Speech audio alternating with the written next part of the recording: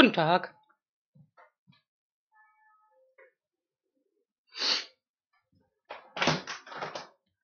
So, Fenster zu. Es geht los. Also man sieht hier jetzt noch, irgendwie geht's noch nicht los.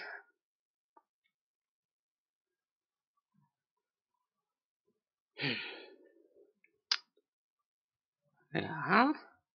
Gut, ich dachte, ich bin zu spät, aber ich bin noch nicht zu spät. Das ist sehr gut, ja.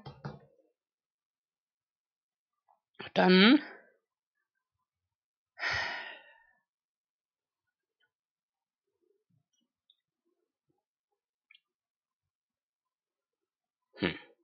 Okay. Ja, dann würde ich sagen. Haben wir noch Zeit? Nice.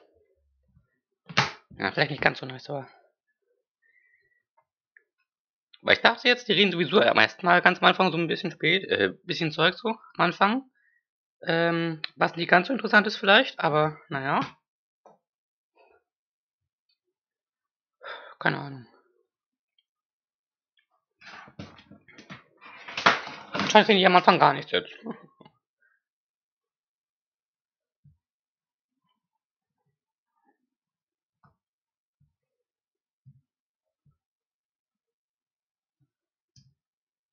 Okay.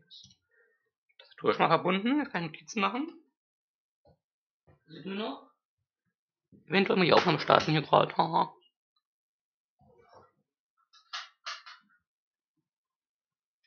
Ja, so. Mal kurz das Kabel hier. Wo ist halt Glas? USB-Sticker, hier steht drin.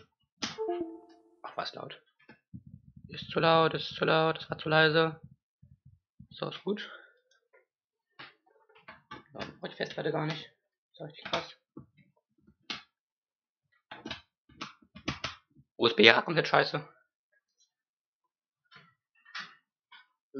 Jetzt wieder raus. So.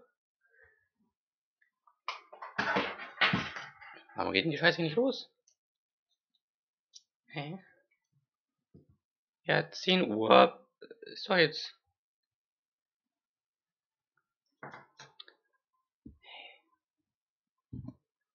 Ich habe die. Total 19 Uhr jetzt. Jetzt haben wir diese deutsche Zeit hier, das geht jetzt nicht mehr.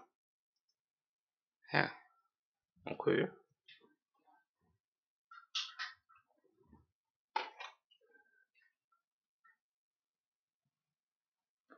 Strom. Vergessen, scheiße.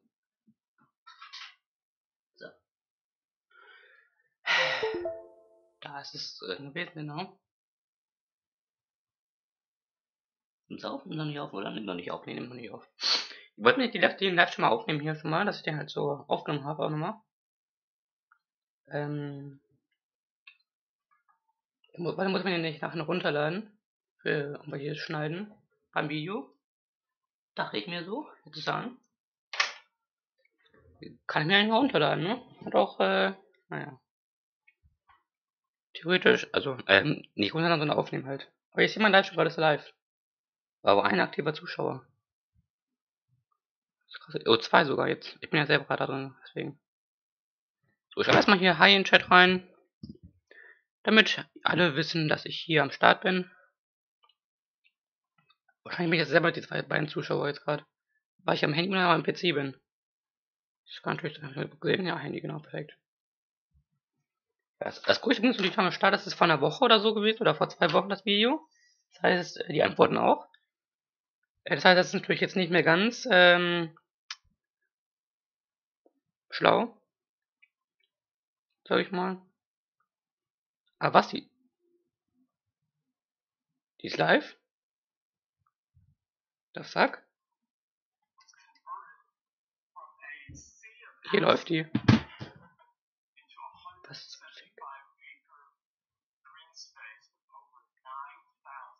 Fuck.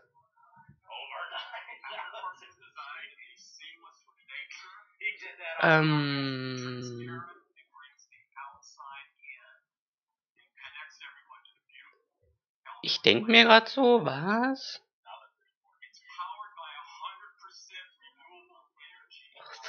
Fuck. Nein!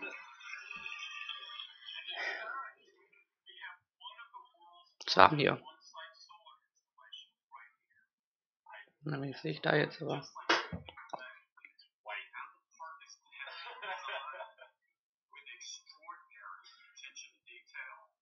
Ja. Auf dem Handy läuft's. Aber hier läuft's auch. Hä? You'll find an incredible augmented reality experience where you can learn more about Apple Park, its design, and its innovation. Okay, also You'll jetzt hier also das hier. find a fantastic new Apple retail store. As you know, Apple retail has always been about more than selling. It's about learning, inspiring, and connecting with people. Ja, dann start doch diese Scheiße hier, Digga. Willst du mich verarschen? Our stores are also the best place to go discover, explore, and Wie geht denn das nicht? products. So before we get to some incredible products, we'd like to give you an update on retail. And to do that, I'd like to invite Angela up. Das finde ich super. Was ist das für eine Scheiße? Ich hab extra den Edge-Browser hier geöffnet sogar. Also der Edge. Da sollte es eigentlich funktionieren. Ich mach jetzt mal neu auf. Das ist ja jetzt erstmal Retail, von daher ist sowieso uninteressant relativ.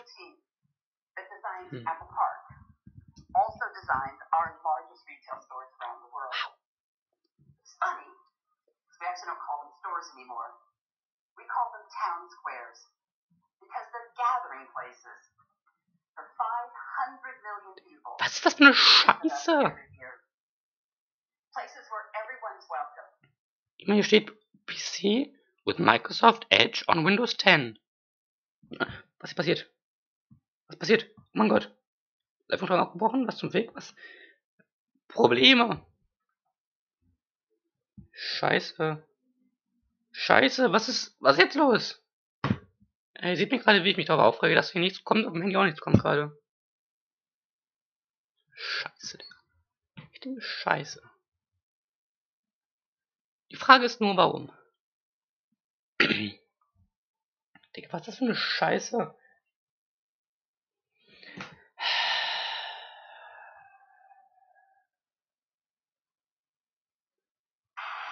Erst um 7:30 die Highlights von meinem Team gucken.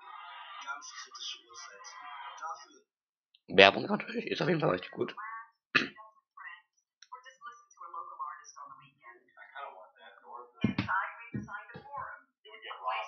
Das muss ich in Reaction Livestream gucken, um das zu gucken.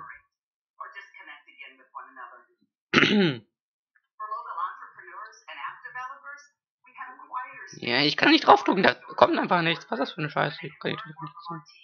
Übrigens heißt Eric. Also Information, irgendwas ist hier am Arsch.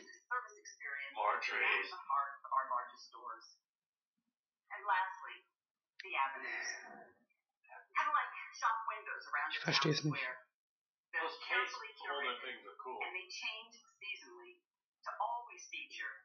Auf dem Handy funktioniert es, auf dem iPhone klappt das einfach ganz normal halt.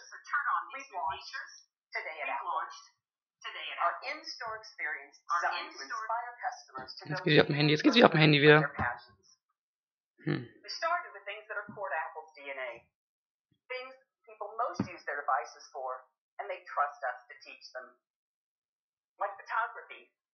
Okay. Ich denke mal, ganz kurz mal duplizieren. Das? Nein, keine Ahnung.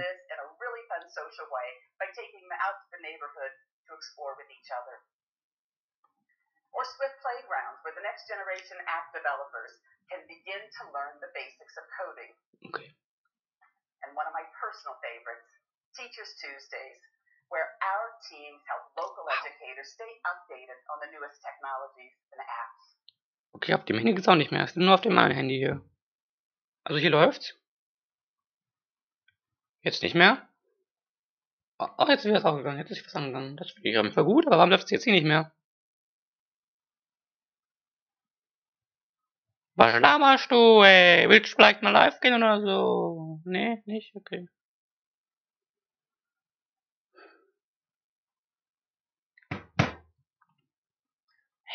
Ich verstehe immer noch nicht, warum das hier nicht geht, ne? Also ich verstehe immer noch nicht, warum das hier nicht geht.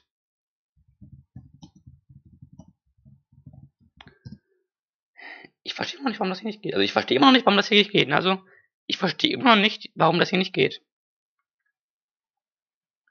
Also ich verstehe immer noch nicht, warum das hier nicht geht, ne? Also ich verstehe immer noch nicht. Habe ich schon mal gesagt, dass ich nicht verstehe, warum das hier nicht geht? And apps.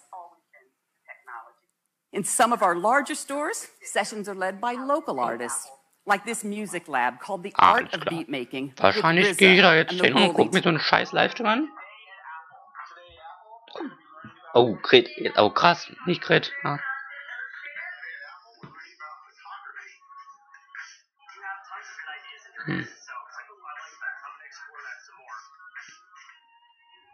Wenn ich das jetzt machen muss, dann wäre es besser, als wenn ich es einfach so mache. Aber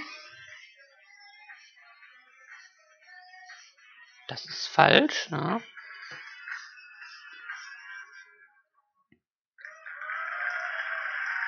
Wow, ja.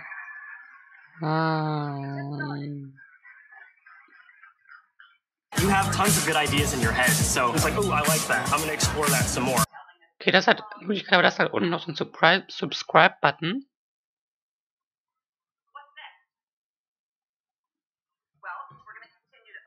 A sneak peek.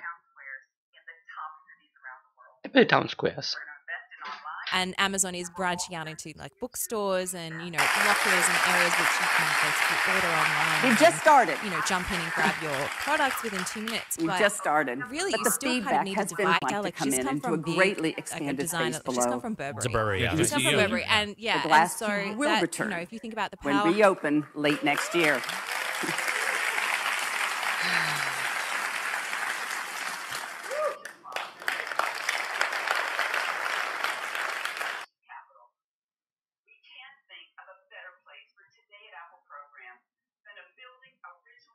Warum ist das jetzt nicht? And we've recently announced an ambitious project to Wow. restore Carnegie Library in the heart of our nation's capital.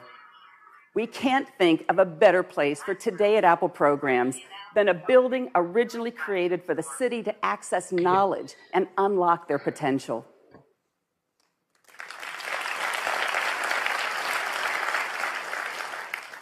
And I'm thrilled to personally announce the opening of our newest flagship store in the heart of the Midwest, Apple Michigan Avenue in Chicago on October 20th. Wenigstens läuft das also.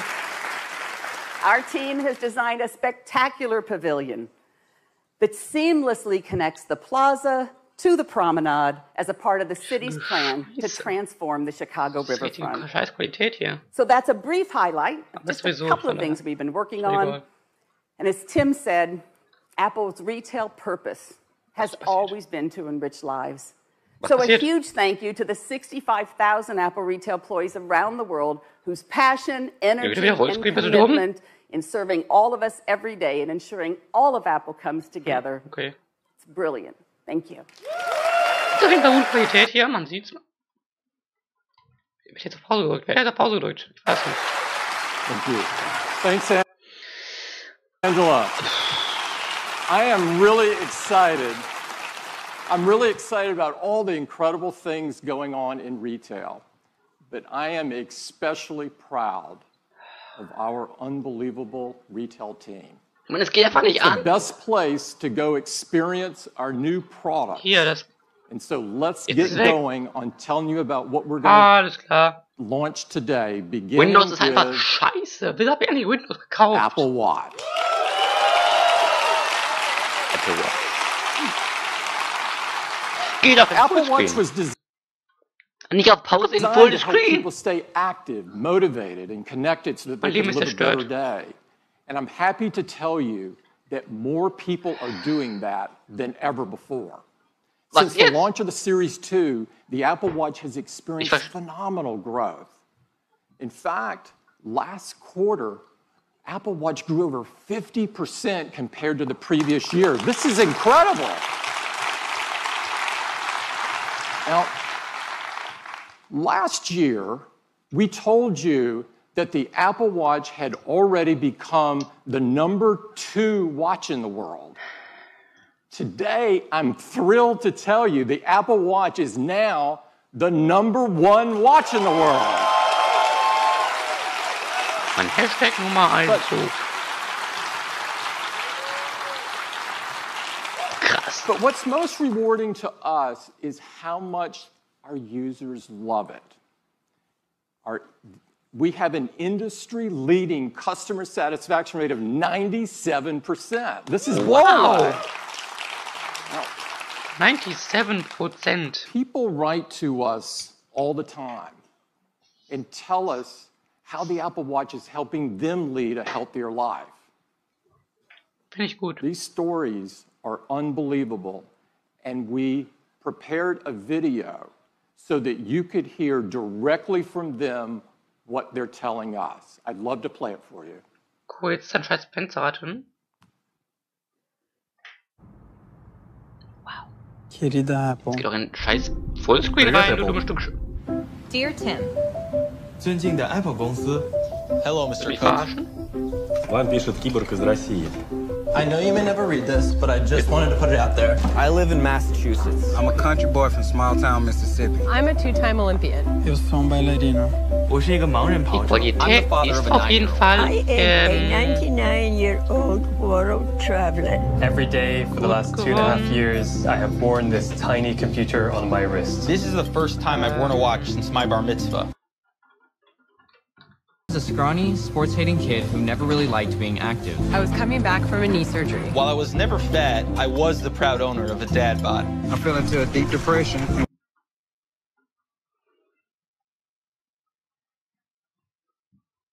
Ach, das ist nicht bei mir, okay, das ist nicht bei mir wenigstens. Willst du jetzt vielleicht mal Live-Video starten hier oder so? Willst du vielleicht auf apple.com machen hier gerade? Nee, willst du nicht, okay.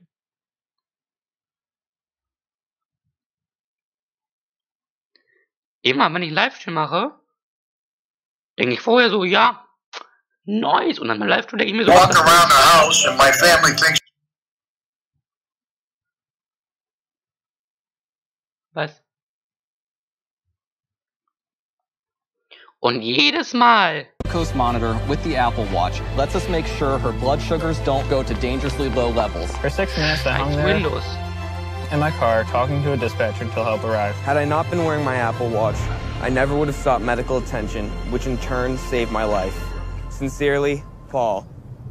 Thank you so much for creating something that does not make me feel old. Thanks for listening. Avi. Sincerely, Stuart. 祝回华，敬上。 All the best, Kara. Sincerely, Jill. Casey. С благодарностью, Дмитрий. Muito obrigado, Giovanni. Wow. Ich hätte ja Produkt, dass wenn der Apple TV. Ey, willst du vielleicht ein bisschen hier? Was zum Fick? Wir haben gerade hier technische Probleme bei uns, einem komischen russischen Typen, der technische Probleme hat. Deswegen wir auch technische Probleme haben. Ja. Das ist auf jeden Fall Daumen hoch wert, würde ich sagen, oder? Nee, anscheinend nicht. Okay, dann nicht.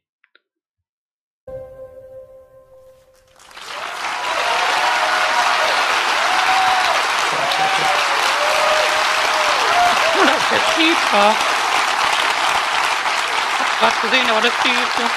Those stories are so moving, and there's really no words to describe what it feels like to receive. I'd like to thank everybody in the video for sharing their personal experience with all of us. We have some great news about the future of Apple Watch. Yeah. And to share it with you, I'd like to invite Jeff up. Jeff? Das ist auf jeden Fall nicht bald hier. Ja, Windows, ne? Warum? I'd like to thank everybody in the video for sharing their personal experience. It's really inspiring to us that so many people are getting healthier with Apple Watch.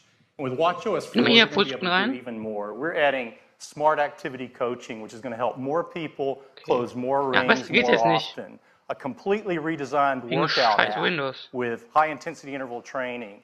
New features for swimmers like auto sets and Gym Kit. An industry first. It's really simple. You just tap your watch on the machine, get going, and all your metrics are in sync. One of the things that enables these fitness features is the Apple heart rate sensor. And it's been at the core of Apple Watch since the very beginning.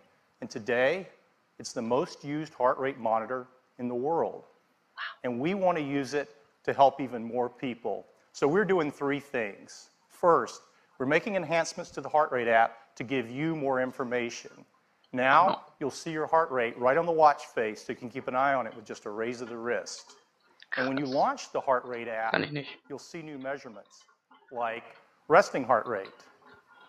Apple Watch calculates this daily by correlating background heart rate readings with accelerometer data. And recovery heart rate, which tells you how quickly your heart rate drops after a workout. A lower resting heart rate and a quicker recovery rate can be signs of improved fitness. And now, you can keep a better picture of your heart rate and have a better picture throughout the day. The second thing we're doing is inspired by many of the letters we receive from customers who notice an unusually high heart rate when they wouldn't expect one. So Apple Watch has been helpful for them, but we realize most people won't notice. So we're adding a feature. And now, Apple Watch will notify you when it detects an elevated heart rate and you don't appear to be active. Wow. Diese scheiß Apple war noch nicht. And the third thing we're doing is focused on heart rhythm. A regular heart rhythm has a familiar pattern. Hier steht einfach die ganze Zeit, Live-Video will beginnen at 10 Uhr AM PTD. It's just beating out of its normal rhythm. And that can cause problems. The most common form of serious arrhythmia is called atrial fibrillation, or AFib, and it affects tens of millions of people and is a leading cause of stroke. But the challenge is, many people with AFib don't feel symptoms, so it often goes undiagnosed. We've been looking at this for a couple of years, and we think Apple Watch can help. In our initial studies, Apple Watch has been effective at surfacing irregular rhythms. So we're expanding that work, and today, we're announcing the Apple Heart Study.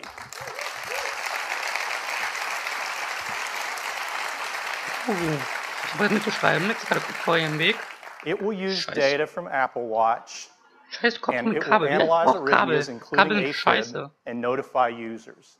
This study is being conducted in partnership with Stanford Medicine, and we're working closely with the FDA, and they've been great to work with.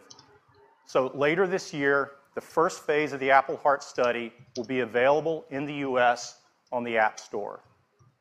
Those are the updates focused on fitness and health, and they join the other great features of WatchOS 4. We have a completely redesigned music experience, an intelligent Siri face, fun new characters from Toy Story, and more.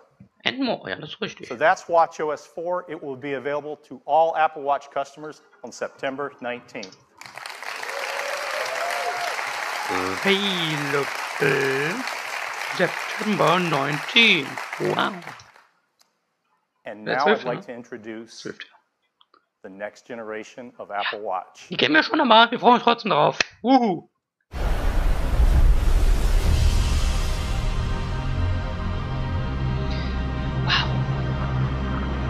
Wir sehen Wasser, finde ich schon mal gut. Hier ein Enter dazwischen. Wir sehen ein Surfbrett. Wow. Wow. Wir mussten ein Video kommen, erstmal nichts dauert, bis ein bisschen länger das Video kommt. Weil ich keinen Bock mehr habe, danach auf der Keynote Video aufzunehmen. Von daher. Ja, das ist rot. Da ist es rot.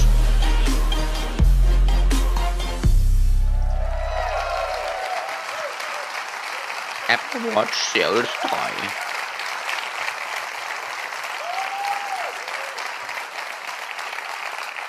3. Nicht sehr. Introducing Apple Watch Series 3, and it has cellular built in. Ja, das wussten wir auch schon. Ja. Now you have the freedom to go anywhere with just your Apple Watch. Wow. This has been our vision from the very beginning, and we believe built-in cellular makes Series 3 the ultimate expression of Apple Watch. Now you can go for a run with just your watch and still be connected. You can leave your phone when you go to the beach or just run a quick errand. And it's really nice to know you can be reached if needed while staying in the moment. You can receive an important call with just your watch, and the number is the same number as your iPhone. You don't have to manage a separate number. The apps you rely on, like Messages, just work, and Siri's at your beck and call anytime, anywhere. You can use maps and get directions, and the location for Find My Friend automatically switches to your watch when you're away from your phone. And third-party apps like WeChat work over cellular as well. And coming next month, cellular is going to change the way we listen to music. Because with Apple Watch Series 3 and Apple Music, you can stream 40 million songs on your wrist. Wow.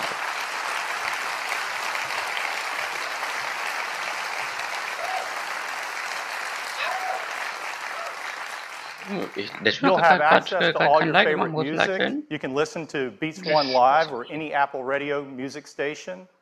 You can even ask Siri to find you the perfect track.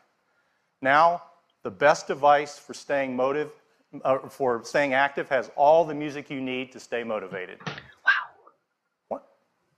To enable these features on Apple Watch, we have packed Series 3 with the most advanced technologies ever in a watch. Inside is a new dual-core processor delivering up to 70% more performance. It's really, really fast. Siri is quicker than ever, and thanks to the new processor, for the first time on Apple Watch, Siri can talk. It's 64 degrees right now in South Lake Tahoe. It's really convenient to not have to look at the screen when you ask it a question. For Bluetooth and Wi-Fi connectivity, we developed a custom wireless chip we call W2. There's nothing else like it. It delivers up to 85% faster Wi-Fi while being 50% more power efficient for both Bluetooth and Wi-Fi. And we've added a barometric altimeter. So now you get flights of stairs climbed and elevation gains after a workout. We're also releasing an app for developers that's going to be great for skiing and snowboarding apps. Das ist wieder gut, perfekt. Got a snowboarder out there. Of course, the biggest challenge of all was adding cellular. You see, our little watch is already packed. And you have to add antennas, radios, power amplifiers, a SIM card. And if you don't do it right, it gets so big it looks like a house arrest bracelet, and you're not going to want to wear it. So our engineers have been hard at work, and they've come up with some really creative solutions. For example, rather than add an antenna, the display itself is the multi-frequency antenna for both LTE and UMTS. And of course you have to have a SIM card, but even a nano SIM would be way too big. So instead, we integrated an electronic SIM, and it's a fraction of the size. An eSIM. So here's where we ended up. Even with all these new features, faster dual-core processor, W2, altimeter, all the stuff you've got to put in for cellular, the case for Series 3 is the same size as Series 2. Same size.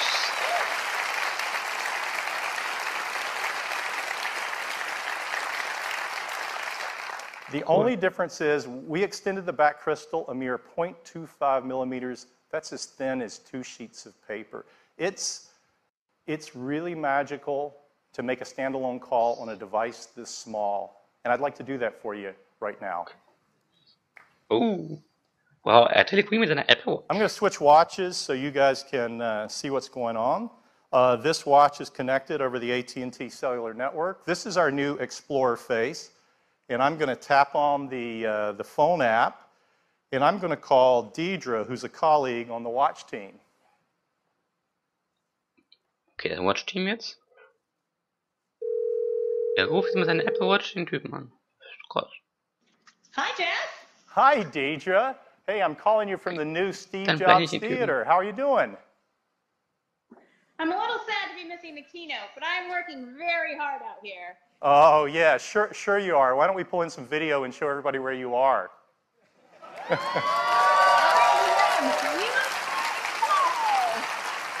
This has been a very tough assignment, but you know me. I'm a team player. Yeah, that's you, Deidre. Give. Well, it looks beautiful out there. It is amazing, but I'm just trying not to fall off this board in front of a million people. Well, so far so good, Deidre. Hey, I should probably cut it off before something goes awry, but be safe out there, and thanks for doing this. My pleasure. I may stay here a few more days. Yeah, okay. That sounds great, Deidre. Ich sag mal, das ist jetzt Apple Watch Calling halt richtig krass, ja. Dann gucken wir mal einen Daumen hoch oder vielleicht von dir jetzt. Nein, doch, okay, vielleicht nicht. Jetzt wird es gleich noch krasser bestimmt. I'm gonna go rogue for a minute. You know, you guys get it, but sometimes people take technology for granted. And just for perspective, I'm mic'd, and in fact, I'm actually double mic'd in just the right location so you can hear me. Deidre's out in the middle of a windy lake, and the only microphone on Deidre is the little tiny one on the Apple Watch. It's a foot or two away from her mouth. She's paddling, and the signal's being sent over cellular coming in, and that's just darn close to magic. Who would have thought? Krasses Mikrofon.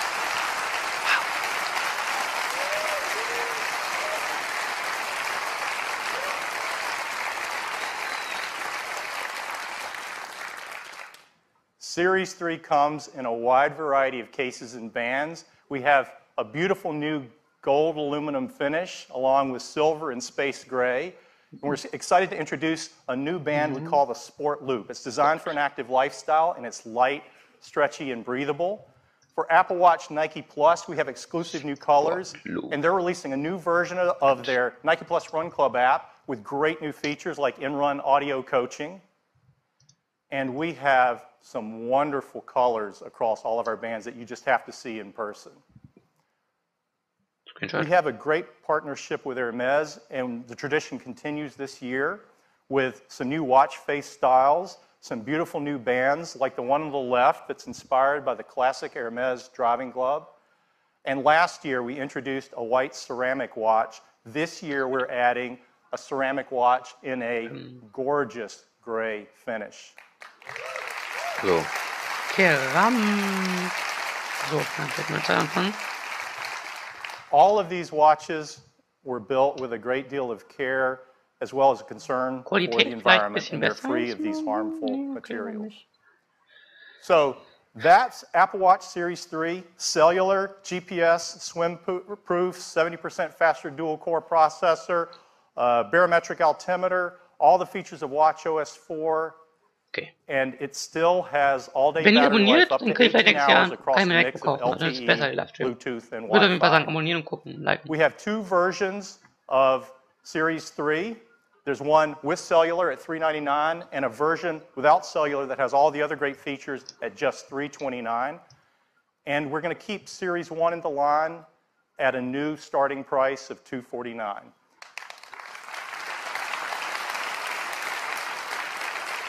Das ist 249 oder was? 149, oder? Series 3 cellular will be available in these 9 countries with these 14 carriers at launch and 6 more coming later in the year. Wow. And we've worked with each of these carriers and each have a special introductory offer for Series 3, so it's going to be great. And we are offering the Series 3 without cellular in these 26 countries at launch. Orders will begin September 15th, and availability will be September 22nd. That's the update on Apple Watch, and now back to Tim. Ne? 15. Freitag, oder? Richtung. Keine Ahnung.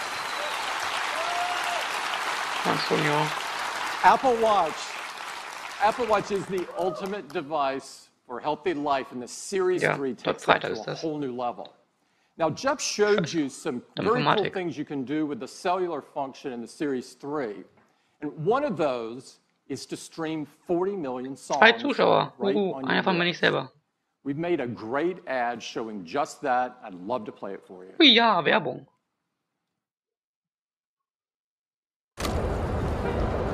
Hey Siri, wie heißt der Song?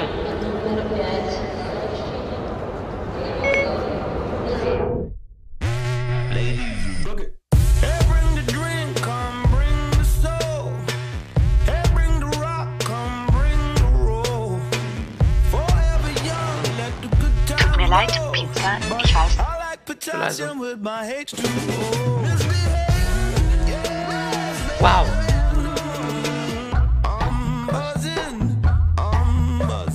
Er ist buzzing. Genau. Genau. Ja, genau. Ja. Würde ich auch sagen, ja. Krass.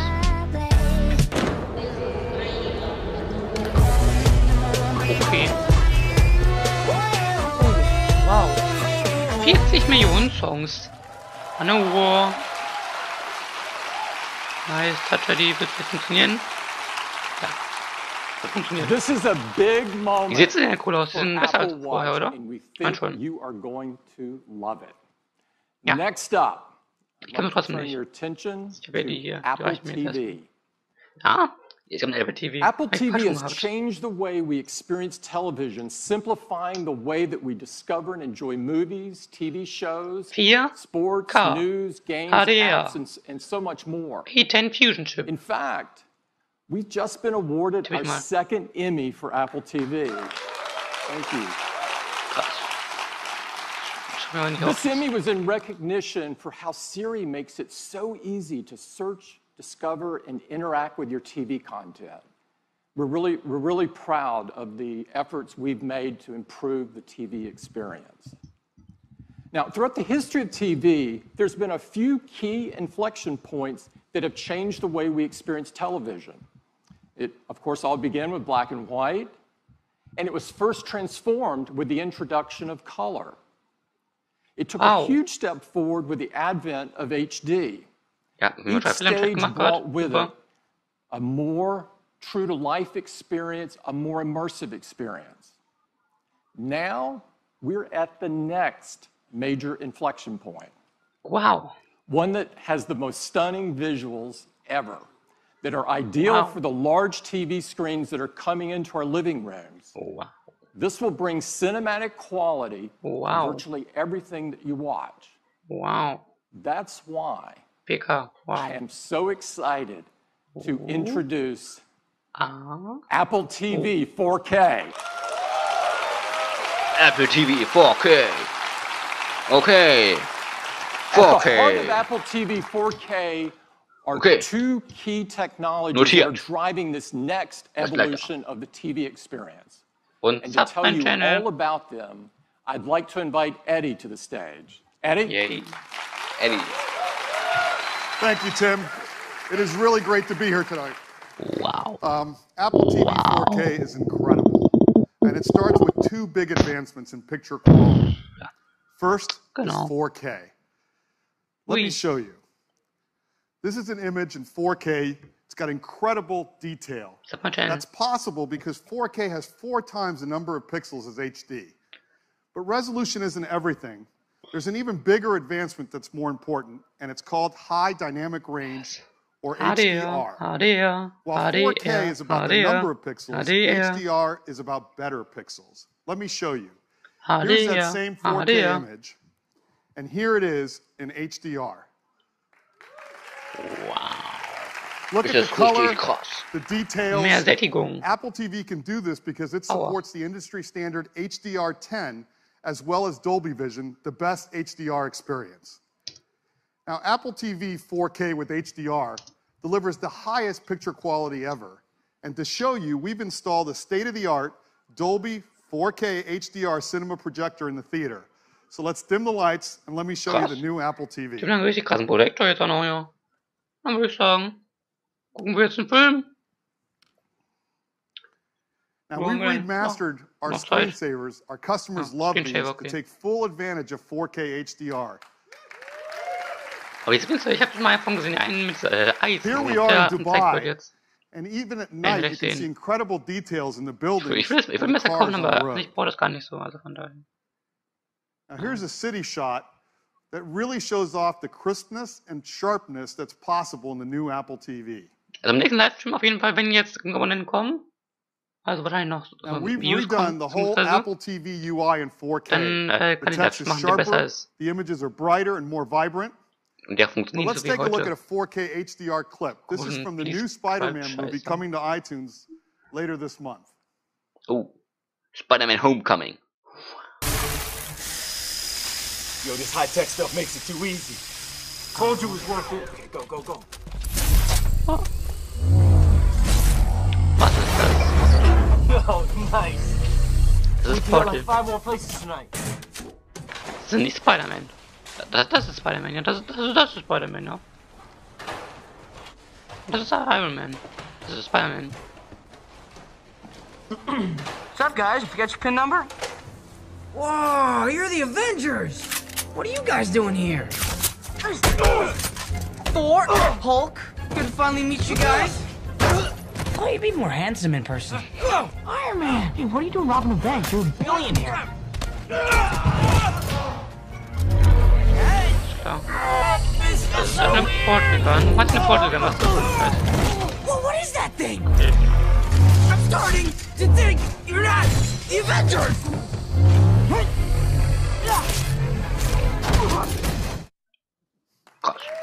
Now that was great, and that was all playing on the new Apple TV 4K. Now, at the heart of the Apple TV, we've got the powerful A10X Fusion chip. This is the same chip that's in our iPad Pro. The new Apple TV isn't just slightly faster, it's remarkably faster. CPU performance is more than twice as fast as the current Apple TV, and graphics are more than 4 times faster. And of course, it runs the latest version of tvOS, the best operating system for the living room. Now, to experience 4K with HDR, you also need great content. And we've been working with the large Hollywood studios to bring all of their 4K and HDR movie titles to iTunes. So now you'll have the biggest releases in the best picture quality, all on iTunes, all available for the same price as HD.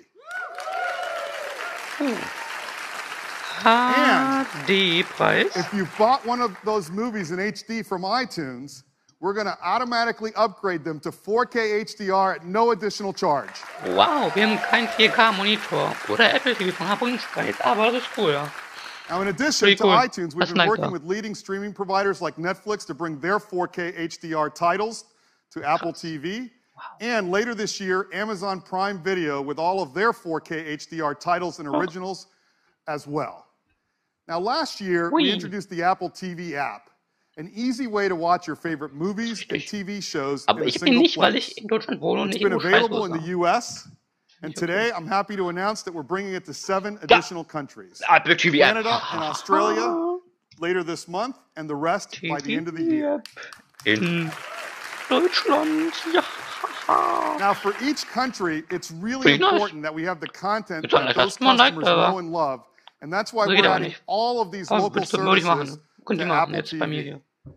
Now, later this year, Apple TV will do even more because we're bringing live sports, so you'll never miss a game.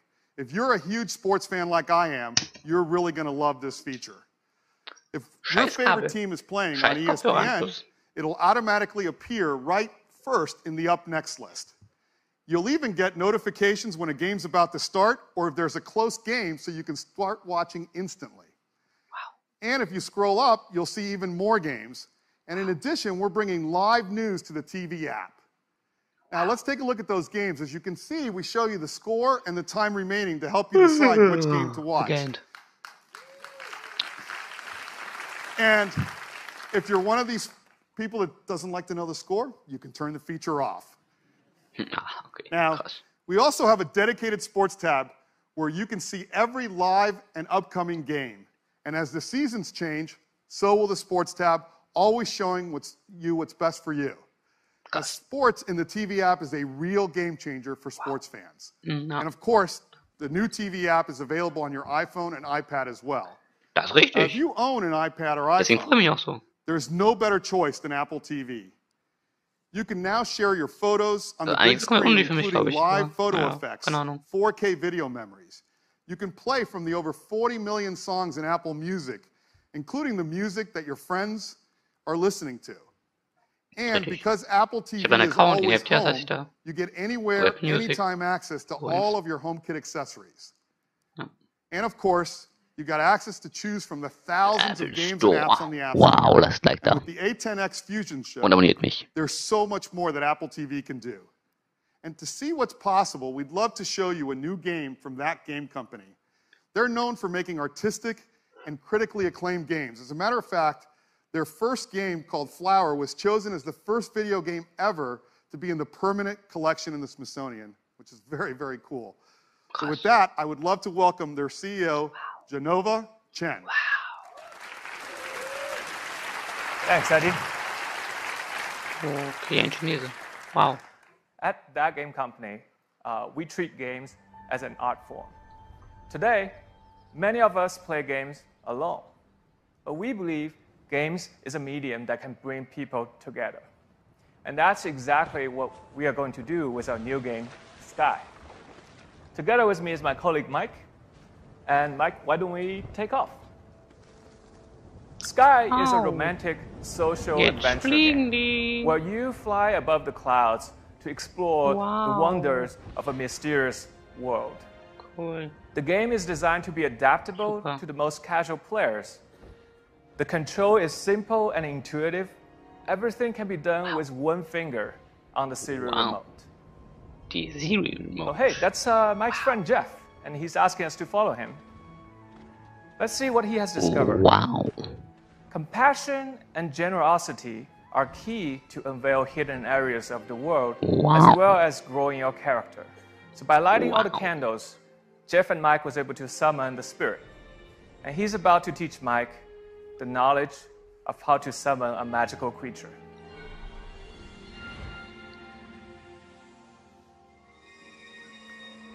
In Sky, we really take advantage of the powerful new hardware. With Metal 2 and Apple TV's A10X Fusion chip, we are able to run the game smoothly even with these detailed clouds, intelligent creatures, and up to 8 players from anywhere around the world. And let's see if we can draft off one of these creatures. Wow. Amazing. Wow. We don't have time to show you everything, so we're going to skip forward to the dark temple ahead. Light and dark are important themes of the game. Wow. In Sky, you play as the children of light. Wow. And your goal is to bring that light to where it is needed the most. Da ist ein iPhone 8. Also, iPhone X. iPhone 10. Keine Ahnung. Ich bin da noch gerade, wie es aussprechen soll. Wie das With the heißt. light, Mike was able to free all the butterflies, and together they can move on to the next part of the adventure. With a live orchestral soundtrack and cinematic experiences, you can expect to be immersed in an ever-expanding world. Wow. So, join hands with your loved ones and play Sky exclusively on Apple TV, iPad, and iPhone this winter. Wow. Thank you. Geld? Ich hab kein Geld. Thanks, Genova. Diese Schallplatten. We can't wait for you to get your hands on Sky. We're so excited about the new Apple TV 4K. It's got powerful hardware that delivers stunning 4K HDR video. Live sports, along with live news, TV shows, and movies, all in the TV app. And the perfect big screen companion for your iPhone or iPad. The new Apple TV 4K starts at $179. It joins the existing one. You can order it starting on September 15th, and it ships just a week later. That is the new Apple TV 4K. Thank you, and I'd like to turn it back to Tim. Ships week later. Thanks, Eddie. Nice. Jetzt kommen die iPhones, glaube ich, falls ihr das noch nicht klar I gibt can't schon, wait ja. for you to experience the beauty and the magic of the cinema Oh, yeah. right in your living room with the Apple TV 4K. Now, next up, Warum Latein ist nicht gut? Und Deutsch. iPhone. Jetzt wird spannend. Jetzt ist Apple ungefähr eine has Stunde always rum. believed that Jetzt wird spannend. technology infused with humanity could improve people's lives and change the world. No other device in our lifetimes have had the impact on the world that the iPhone has. Wow. Nothing else has become so essential or put so much power into so many people's hands than iPhone. Wow. It's truly amazing how much iPhone impacts the world each and every day. Our intention with the iPhone has always been to create something so powerful, so immersive, and so magical that the hardware virtually disappears. Over the last 10 years, we've reimagined or invented numerous technologies to create just that experience. The first iPhone forever changed how we interact with technology by introducing multi-touch. Das ist richtig. For the first time, you were actually touching the software instead of buttons. It was magical. The App Store changed the way we work, play, learn, communicate, spawning new companies and new industries along the way. Krass. We took the viewing experience to Retina places display. literally never seen before with technologies like the Retina display. We changed the way people communicate with features like iMessage and FaceTime that allowed us all to connect in more meaningful ways. Krass. And with Siri, we used artificial intelligence to make our voices more powerful. iPhone even revolutionized security and privacy with Touch ID and our wallet revolutioniert. And of course, iPhone put amazing, easy-to-use cameras into our hands, becoming the most popular way to capture the images of our lives. Over the past decade, we've pushed forward with innovation after innovation after innovation, bringing us to this moment. And now, we can create devices that are far more intelligent, far more capable, far more personal than ever before. We have huge iPhone news for you today. Das ist richtig. And it gets started right now. Ja. Video. Nice.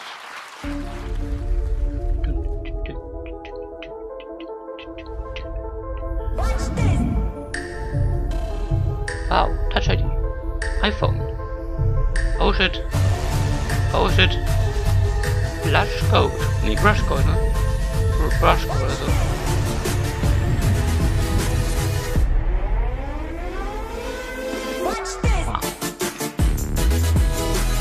Wow. 8. Es ist richtig wahr. Ist wirklich wahr gewesen. iPhone 8. Kein iPhone 7S. Ein iPhone 8. iPhone 8. This is a huge step forward for iPhone. And to tell you all about it, I'd like to invite Phil to the stage. Phil? Oh mein Gott. Thank you, Tim. Wussten wir auch schon vorher. Well, good morning, everyone. I am so excited to tell you all about the new iPhone 8 and the new iPhone 8 Plus. These are a new generation of iPhone, and they improve on everything we love about iPhone. The design is all new. It has glass in both the front and the back. The aluminum band beautifully matches the finish of each iPhone 8. Naja, it comes in new jetzt nicht, ne? Silver, space gray, and a beautiful new gold finish. Ist wirklich wahr? Space Gray? Kein Schwarz, das ist Space Gray. Aerospace grade 7000 series custom oh mein Gott, der Ding war wahr. alloy. Der Ding war wahr. The glass has a 7-layer color process, making sure there's a beautiful, precise Der Ding war einfach wahr. view. And the glass is further reinforced by an internal laser-welded steel and copper structure. Der war im Fassade liegt. We're so excited because this glass is the most durable ever in a smartphone. iPhone 8 and 8 Plus is also microscopically sealed for water and dust resistance. And they have a new Retina HD display in each model. There's a 4.7-inch Retina display in iPhone 8 and a 5.5-inch in iPhone 8 Plus. Now, Apple Retina displays are renowned for their incredible color accuracy. And they have great, wide cinema-quality color gamut. We've built in our 3D touch technology into the display. And for the first time in an iPhone display, it has our True Tone technology.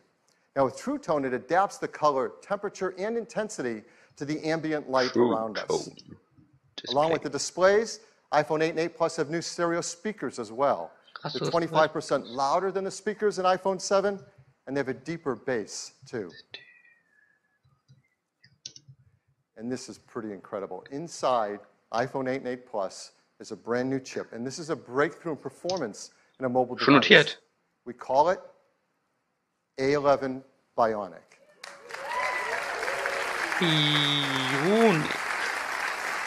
Was? Warum? This is the most powerful and smartest chip ever in a smartphone. Kann ich mir vorstellen, ja. It's a 64-bit design, 4.3 billion transistors, 6-core. Wow. We're going to geek out here for a bit because it is so awesome. It has 2 high-performance cores. They're 25% faster than the high-performance cores in the previous industry-leading A10 chip. There's 4 high-efficiency cores. They're up to 70% faster than the ones in the A10 chip.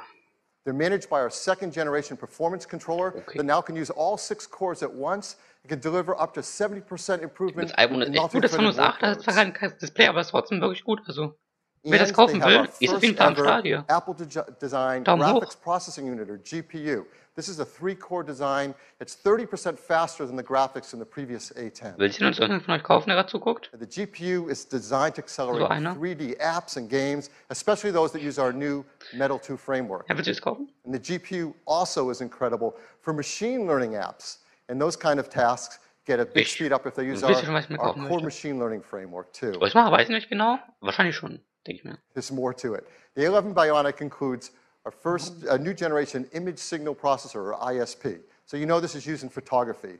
It delivers faster autofocus in low light. It has new pixel processing for sharpness and texture. And for the first time, to help reduce noise, it has hardware-enabled multi-band noise reduction. All of this helps to improve performance and helps us take better pictures. Perhaps the most beloved feature of every new generation of iPhone is the cameras. And people love taking photos. And customers send us their photos for our Shot on iPhone campaign. Like this one. This was sent from Jeremy Perez Cruz. He shot it with an iPhone 7 Plus.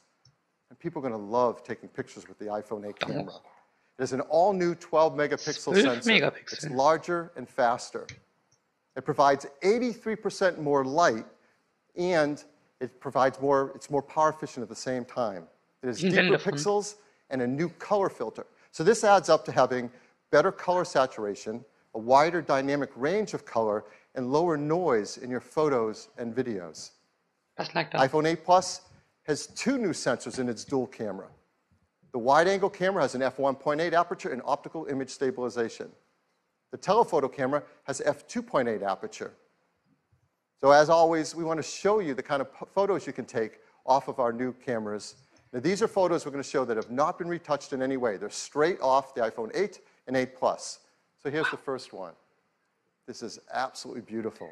Now, that's not the Golden Gate Bridge. This is taken in Portugal. It shows the beauty of wide color gamut. There's great dynamic range, sharpness, and incredibly low noise. Just look at that blue sky. Here's another example. It shows incredible wide quality color again. And just look at the skin tones and the detail in the hair and the eyes. If you look closely in her eyes, you can actually see the photographer reflected there holding an iPhone to take the picture. Here's a great example of the amazing textures and depth in photography. You can really feel the fabric, and you can see details in her face behind the fabric. Here's a great example of low light photography. Texture, detail, and very subtle colors in this darker environment. Last year we introduced portrait mode. iPhone 8 takes fantastic portrait modes. And people flip over taking these photos. And now with the iPhone 8 Plus, you're going to get sharper details, more uses in low light, and even a more natural bokeh in the background of the photos. So this was a big hit. We had a surprise new feature last year, portrait mode. We brought it out in beta, and it just got better and better over time, and customers send us photos. They love this. So we challenged the engineering team to do that again, to make it easy for all of us to take advantage of an advanced photograph. Select the lighting effect you want to use. Just swipe to pick. You just swipe to pick whatever you want. Meine Wohnung ist einfach zu klein. These aren't filters. Ich kann das nicht mehr. Warum der Echo her? Warum das Echo her?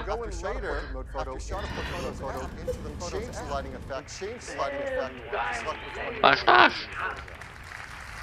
Willst du mich vielleicht gerade verarschen? Ist doch bei mir gerade, oder ist doch bei dem...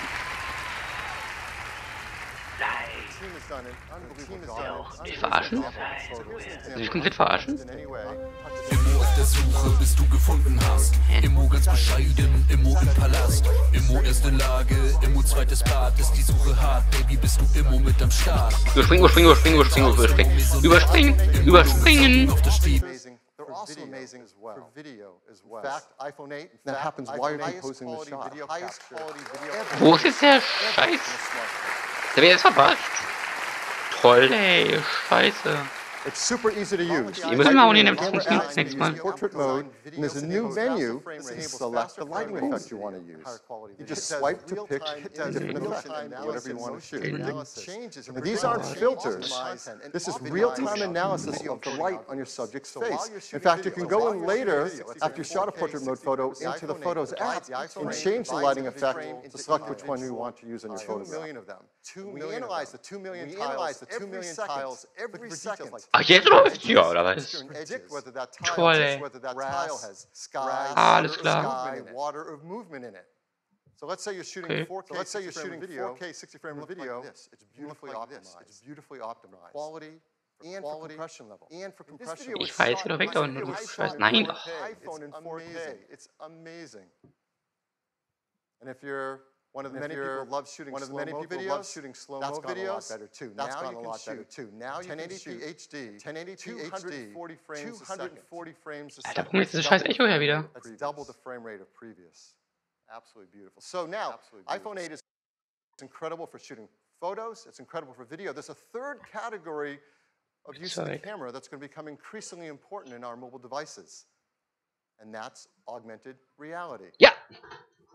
This is an incredible area for us to advance in. And our teams have worked together, hardware and software, to make iPhone 8 the first iPhone really created for augmented reality, and the first smartphone designed for it as well.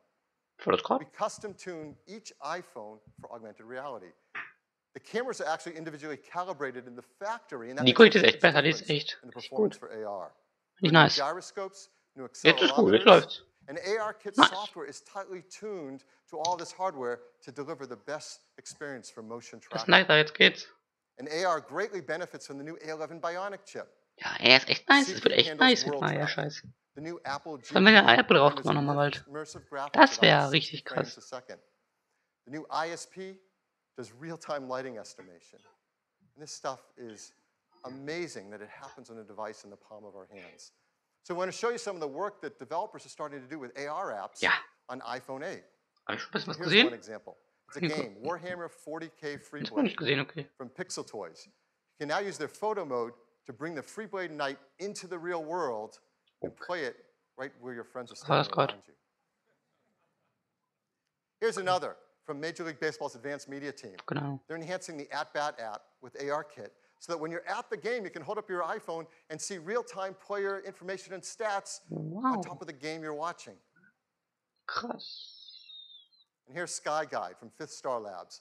You can use ARKit with this app to actually superimpose the map on top of the sky as you're looking at it around you. So this isn't some generic sky. This is the sky around you. Krass. Oh, shit, einfach was. Okay. Krasse Apps. So now we want to show you an exciting AR app right here live on stage playing on an iPhone 8. Nice. It's from Directive Games. This is a new startup based in Shanghai. It's founded by developers who have worked on some of the biggest franchises in games. So please welcome Atli Mar, CEO war and nicht gesagt. co-founder of Directive Games. Atli? Okay. Wow. Thanks, Phil. Kein Chinese? Das ist ein Chinese Earlier jetzt, this oder? summer, with the introduction of AirKit, Apple Das kann changed Chinese. gaming forever. What we're about to show you is one of the world's first competitive multiplayer games designed to be played entirely in augmented reality. This is The Machines. In the game, players battle their friends in real time, either online or around the table in the same room. My friend and co-founder Andrea is preparing a match for us where we play the rebels Das kann Chinese. against the dominators.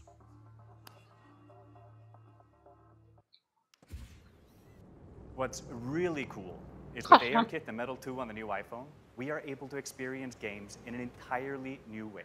Space Gray. Since players are able to view the game from any angle, our content has to be incredibly detailed. Vom iPhone jetzt wieder weg. Vom iPhone 5S. Nee, vom SE. Was letztes Mal.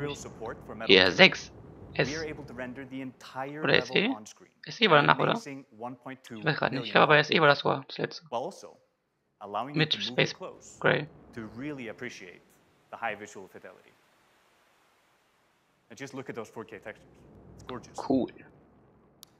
Now, shall we go into the game?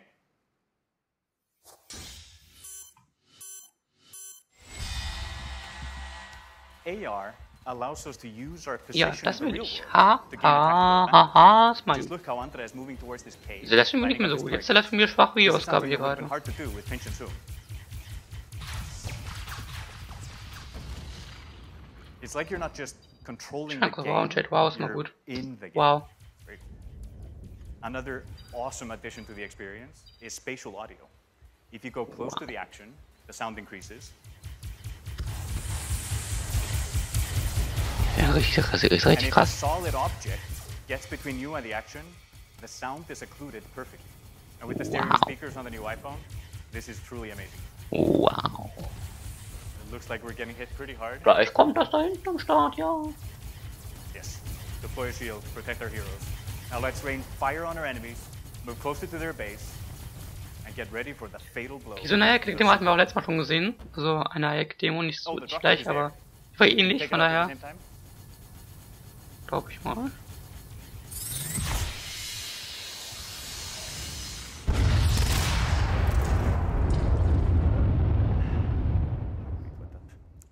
What you just saw is an amazing evolution in how games are played and experienced, thanks to the combination of AirKit and Metal 2 on the brand new iPhone.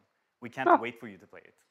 Look for the machines on the App Store this month, exclusively on iOS. Thank you. Das lecker.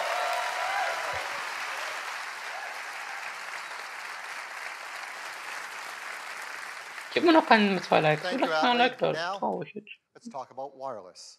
Ach, war echt schade erstmal. Okay, hab ich vergessen, stimmt. We once said that the hoch. future is wireless. And boy, were we right. Das ist It's richtig. becoming more true than ever before with iPhone 8. Ja. It supports LTE Advanced for fast networking connections. Richtig. Bluetooth 5.0 for the latest accessories. 5.0. Of course, it supports our great beloved AirPods and the Beats X headphones that use our W1 chip, and the new Beats Studio 3s as well. And now with iPhone 8, with its glass back, we're enabling the freedom of wireless charging. Ja! Charging. Whee! I mean, this is a simple thing. We do this every day. We use our phones in the day and we charge them at night. Das Pad? Often on a charger by our bedstand. Das Signal wieder von der Apple Watch. And words can't describe just how much nicer it is to just put it down and das sieht insgesamt genau das gleiche aus. Das sieht genau gleich aus. Sieht genau gleich aus. Das ist eine Apple Watch. By your bedside. You're going to want to do this in a cafe or restaurant as they start to support wireless charging. You want to do it in an airport so you can top up your charge before you get on the next flight. And perhaps the best use case of all, in your car. You can get into your car, wirelessly connect, and start using CarPlay, put your iPhone on the center console, and it's charging, all without ever having to plug in a cable again. What makes this possible is we're building into iPhone 8 and 8 Plus wireless charging with Qi. Now, Qi is the leading openness wireless charging standard. Qi we hope to help Qi by increasing adoption of it and creating new use cases for it. Nice. Many restaurants, shops, airports, cars have started to build in support for Qi wireless charging, and they'll work with iPhone 8. Many companies are offering Qi chargers, and those that are Qi certified should all work with iPhone 8. And we've worked with some developers who are creating Qi chargers, and we're going to offer them in our stores and online for our iPhone 8 customers, like this one from Mofi and this one from Belkin. Das sind verschiedene Arten, so das ist keine original richtig krasse Sache, sondern das sind halt Ja. It improves on everything we love about iPhone. It is packed with innovative technologies from the glass and aluminum design to the Retina HD displays, the new A11 Bionic chip. They're designed for AR apps like no phone has been before. They have new single and dual cameras. Das sieht nur so viel aus. Nee, das ist echt viel, das da steht. Lighting effects in portrait mode. Nice. And wireless charging. Now, iPhone 7 came in these three configurations, starting at 32 gigabytes. We're really happy to tell you iPhone 8 is going to start with twice the capacity at 64 gigabytes, and have a second one at 256 gigabytes. 64? And the price will be $699. Ja, $700. iPhone 8 Plus will have the same two configurations, 64 gigabytes and 256 gigabytes, and it will be priced starting at $799. We'll be able to pre-order them starting this Friday on September 15th, and they'll be available a week later on September 22nd. Ja. Okay. And we can all upgrade to iOS 11 starting on September 19th. 19! So that is iPhone 8. Ich hab's schon. Turn it back to Tim.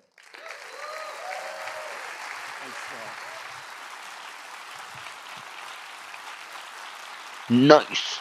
iPhone 8, a new generation of iPhone. Ja, jetzt kommt noch one more thing, oder? A huge step forward. Mach's einfach nur so. But we're not stopping there. Ist richtig. We do have one more thing. Ja, die Party gab erstmal kurz. Ja, warte mal, guck. Sieh das. We have great respect for these words, and we don't use Wer hat's them Video lightly. gesehen? Our teams have been hard at work for years on something that is important to all of us, the future of the smartphone. The first iPhone revolutionized a decade of technology and changed the world in the process. Now, 10 years later, it is only fitting that we are here in this place on this day to reveal a product that will set the path for technology for the next decade. Abonniert mich. Direkt los. Depp. Okay. Ich bin dumm, ich depp nicht. Oh, shit. Ja, ich will mir schon wieder aus. Das ist jetzt wahrscheinlich Hintergrundbilder, kann das sein? Richtung. Was ist das? Oh, das ist ein Gesicht. Ha, okay.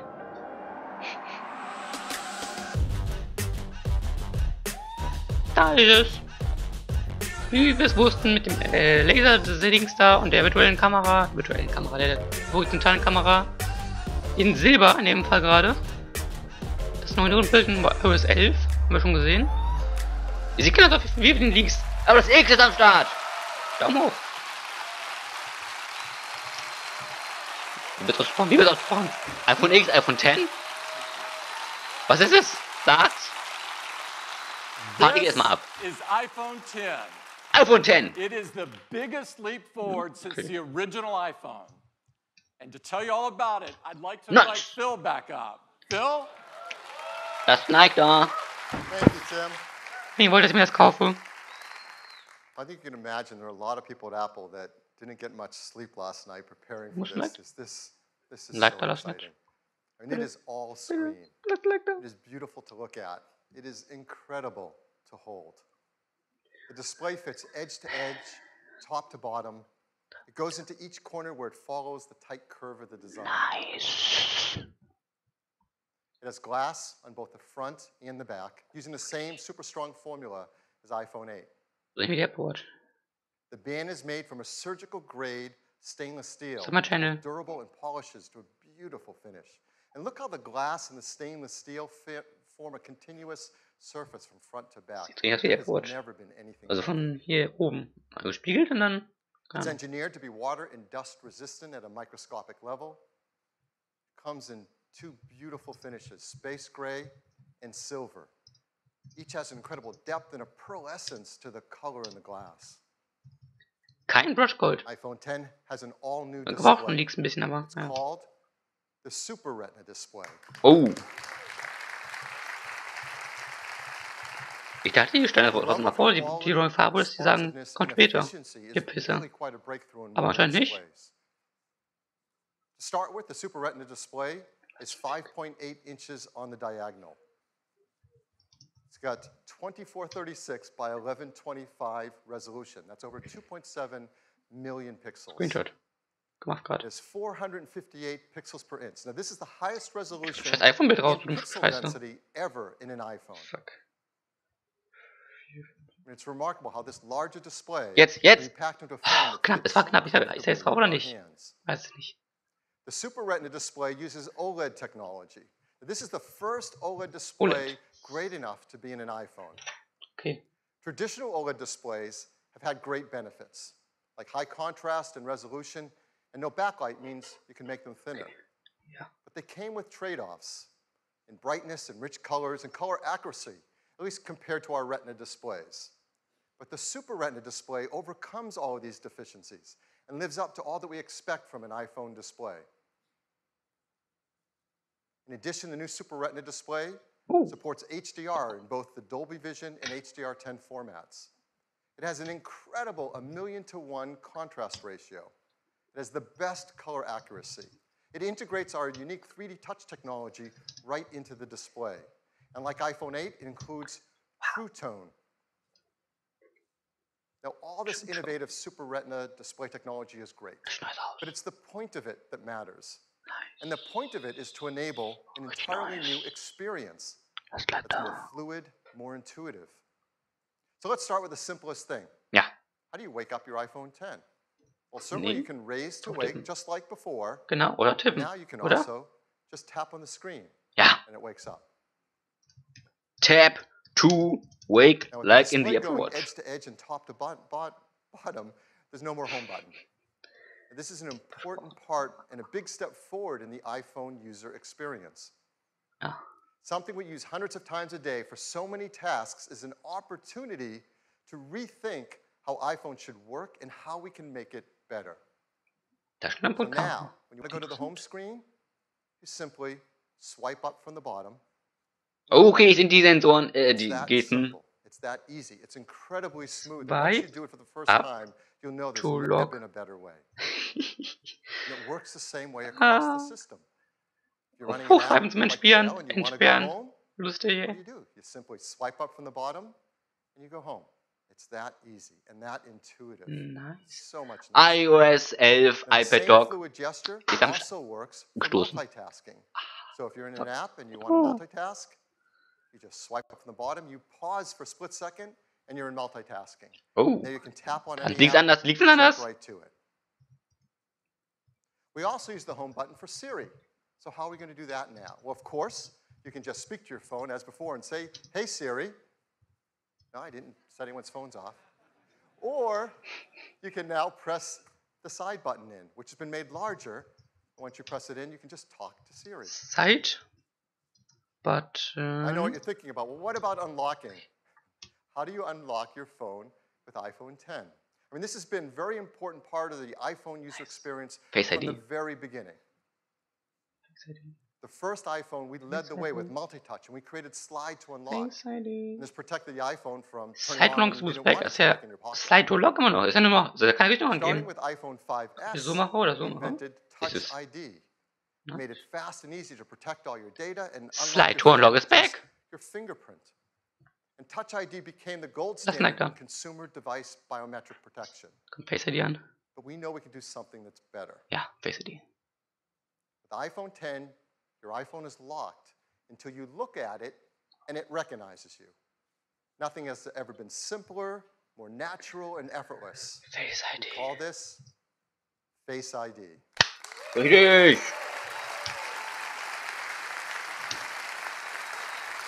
So Face ID is the future of how we will unlock our smartphones and protect our sensitive information.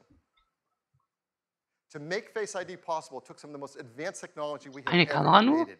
And much of it is packed right up here into this tiny little area at the top of the display. We call this the True Depth camera system. True Depth? And it is made up of incredible state-of-the-art technology. There's an infrared camera, a flood illuminator, the front side camera, and a dot projector. And that's not all. There's also the proximity sensor, the ambient light sensor, the speaker and microphone, all packed into this True Depth camera system area. It is amazing. And here's how it works. Every time you glance at your iPhone 10, it detects your face with the flood illuminator, even in the dark. The IR camera takes an IR image.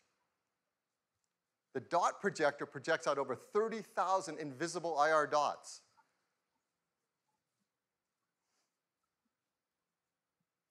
We use the IR image and the dot pattern, and we push them through neural networks to create a mathematical model of your face. And then we check that mathematical model against the one that we've stored that you set up earlier to see if it's a match and unlock your phone. This all happens in real time. It all happens invisibly. You don't see these things going on. 2 neue Zuschauer. It just all works and all happens. To create Face ID, we worked with thousands of people around the world, and the team took over 1 billion images. And with that, they developed ich habe eigentlich nicht gelesen, aber jetzt lese ich den Chat gerade. And to process the machine learning in Face Die ID kommt noch später übrigens mal auf dem Kanal. we built Apple's first ever Ich würde sagen, können wir mal abonnieren, oder? Yeah, this is a big deal. In our pockets, in our phones, is an A11 Bionic chip with a built-in neural engine to process face recognition. Engine. Notiert. Perfekt. Ich würde sagen... Now the neural engine is specialized hardware built for a specific set Wirst du heute Abend auch of downloaden? algorithms. Was soll ich denn downloaden? Also iOS 11 habe ich so schon. Das kommt ja sowieso erst später raus, die ganzen Sachen. Das habe ich auch schon, also von daher. The neural engine is a state-of-the-art ultra-fast processing system. It uses our highest density Was denn downloaden? Kann man schreiben. Moto, Freak, Spiele und vieles mehr. Punkt. Per second, and it's used to the real-time processing of Face ID recognition.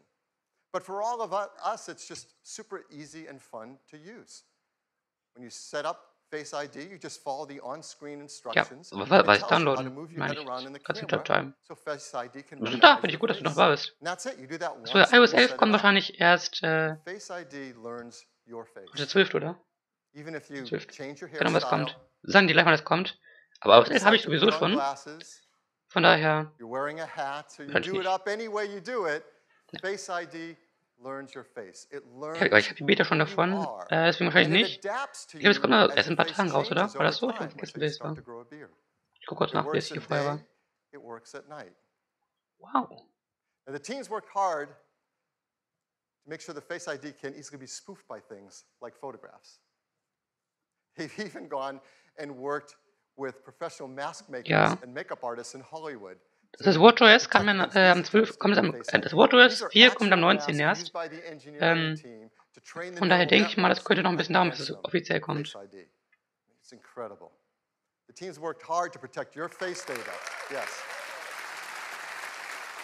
vielleicht ist es noch nicht so, vielleicht ist es noch nicht so, aber ich denke mal, das kommt dann erst am 19. raus. Aber es ist nicht mehr so lang, dauert ja nicht mehr so lange, ne? Also Zeit. Kann man noch schaffen, bis dann auszuhalten. Nur noch die Beta runterladen, aber das ist jetzt vielleicht...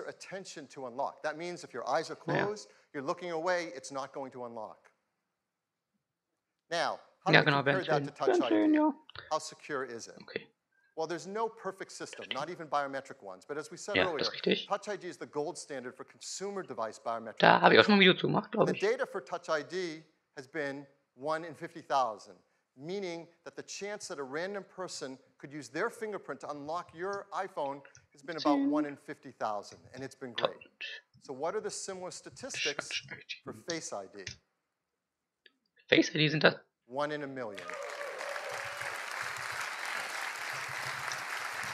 Das ist auf jeden Fall sicherer.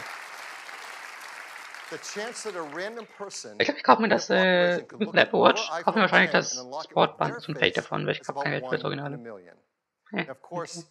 The statistics are lower if that person shares a close genetic relationship with you. So for example, if you happen to have an evil twin, you really need to protect your passcode or your sensitive data with a passcode. Hopefully you don't. Jetzt rausbekommen. Face ID also works with Apple Pay. Yay. So to pay for things, you just double tap the button on the side, you look at iPhone 10 to authenticate, and hold it near the payment terminal to pay. It's that easy. Apple Fast, Pay. intuitive, simple. Face ID also works with third-party apps. Third-party apps already support Touch ID, and they'll work with Face ID. So apps like Mint, 1Password, E-Trade will all work with Face ID. So Face ID, it's face authentication for unlocking your iPhone and protecting your sensitive data. Use the innovative TrueDepth camera system. It's trained with neural networks. It's easy to set up. It learns your face, and it adapts to your face over time. It's aware of your attention. It works with Apple Pay, and it works with third-party apps. This TrueDepth camera system is incredible technology, and it's going to enable so many great new user experiences. Der Preis ist noch spannend, das ist das First nächste, was one, ich noch of sehen course, möchte. is Face ID. Der Preis. But the team decided to create another great experience with it as well. This is a fun one. It has to do with emojis. Animierte Emojis, stimmt. Das habe ich noch vergessen. Ich mache auch noch. iOS 11. You can't customize emojis. Die They hier only mal. have a limited amount of expressiveness to them. So our team created something called Ja. Animoji. These are animated emojis. Animojis. Die habe ich auch schon mal im letzten Video kurz These are angeblendet. emojis that you control with Also, your face. ja. War auch schon geleakt worden.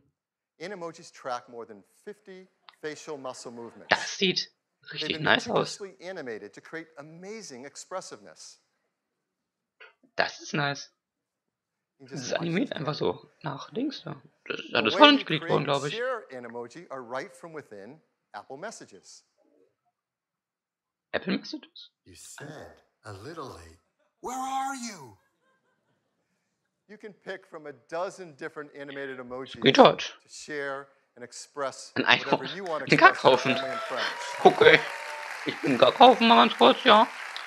Und ein Einhorn danach. Ist auf jeden Fall The stark. iPhone 10 is packed with innovative technologies that enable Nice. new user experiences.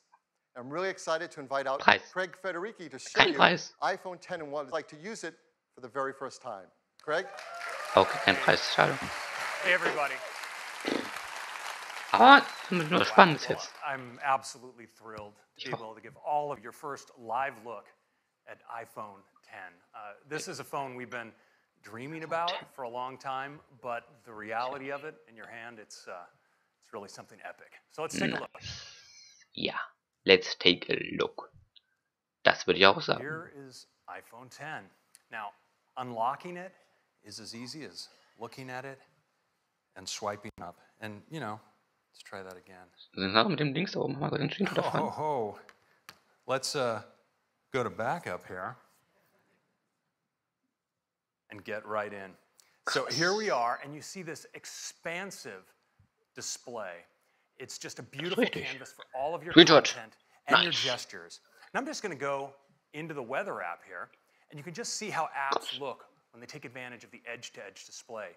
Now, exiting an app couldn't be easier. You just swipe from the bottom, just like this, and throw the app right back on the home screen. Das ist echt so gut, das ist echt so gut, wenn ich das so mache. So, flupp, flupp, ist weg. Das ist, als wenn es schon immer so gewesen ist. Richtig gut. Das oben sieht interessant aus. Dass sie das nicht schwarz gemacht haben, sondern dass sie es einfach so weiß gelassen haben. Ist interessant, aber... Na. Now, video, of course, is unbelievable on the Super Retina display. It looks great in portrait and in landscape. And of course, this is HDR video. Das ist Cutout da. Just incredible looking. Das hat... Ach, scheiß Cortana, geh weg. Phil told you a little bit about multitasking on the device. Let me show you. I'm just going to jump into Maps. Notch ist nicht versteckt. My other apps all come in. I can get at them with a tap. Nie. Lift.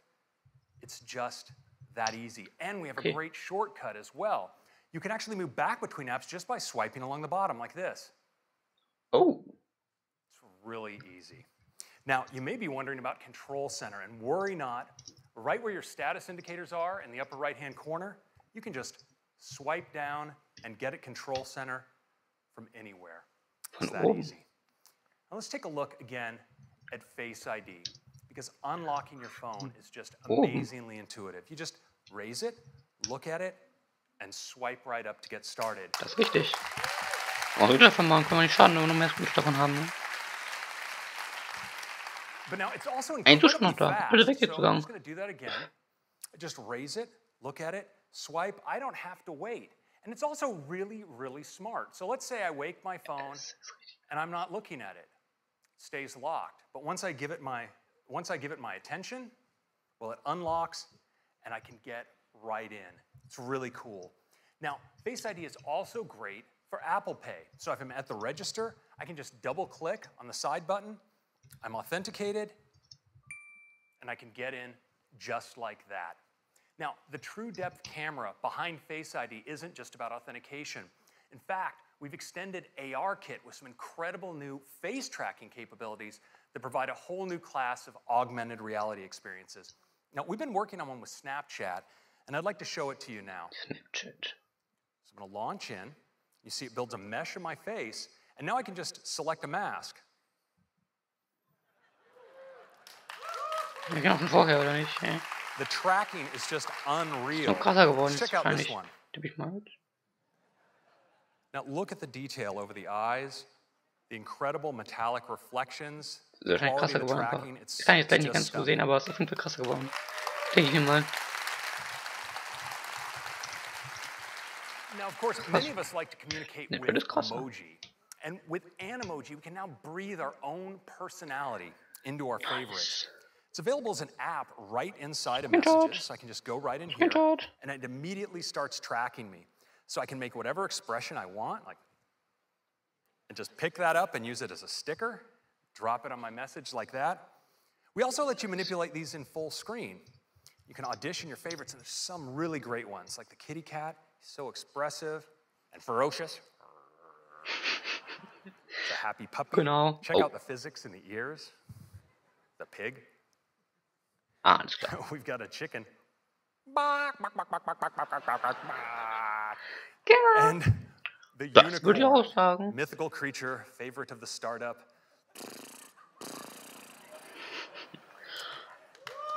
Genau. Yes. Und einen Kakao. Dann machen wir einen Screenshot von. If you were by chance wondering what humanity would do when given access to the most advanced facial tracking technology available, you now have your answer. Ja. Now, these can be so much fun, you're going to want to share them. And fortunately, we let you record messages. I'm going to record a message here for Tim. Hey, Tim, I'm not sure what the protocol is here, but I'd like to call dibs on the fox for my favorite emoji. Which one do you like? Hey, Tim, I'm not sure what the protocol is here, but I'd like to call dibs on the fox for my favorite emoji. Which one do Die you sind like? nicht 100% perfekt, aber ich glaube, das ist auch relativ schwer zu machen. With just a tap, and it produces a looping video right inside the transcript. If we're really lucky for our grand finale, we might just get a response back from Tim. Oh, das ging ja schnell jetzt. Oh, here it is. Let's take a look. Okay. Take me to your leader. Wait a minute, Craig. I am your leader. Let's wrap this thing up. Okay. Aber es ist gut. Also ich finde, das ist schon lustig gewesen so. Ja. So that is ich finde, der Craig ist relativ lustig ein Thema bei den Keynotes. Das ist auch letztes Mal schon gewesen, so bei der WWDC. Thank you very much. So, von dem, wie krass lustig der ist, immer so ein Best-of. Thank you, Craig. Das ist eigentlich so krass lustig, aber Now let's talk about the amazing cameras in iPhone 10. Cameras. iPhone 10 has dual 12 megapixel sensors. Ja, genauso wie im iPhone 8, oder? Faster sensors, Nein. wider sensors, just like in iPhone 8. Ach, die Blende ist besser. New deeper pixels. There's an f1.8 aperture on the wide-angle camera and a faster f2.4 aperture on the telephoto. So that lets in 36% more light to the telephoto camera. But the big news on the camera in the iPhone Irgendwie abgeschaltet, irgendwie alle fast. Was ich selber. That means there's OIS on both the wide-angle and the telephoto lens. That's a lot of magnets moving around in a very small space, but it helps with compensating for handshake and to take better photos and videos in low light. There's also a better quad LED two-tone flash that is Quad the LED uniformity of light two-tone flash. In So let's diesem look at some Kontrakt photos nicht mit. taken from the backside camera on iPhone 10. This is absolutely beautiful. Great dynamic Damit sieht man, wie gut, wenn range, ich das habe, detail, falls ich das habe. low noise. This is a beautiful photo.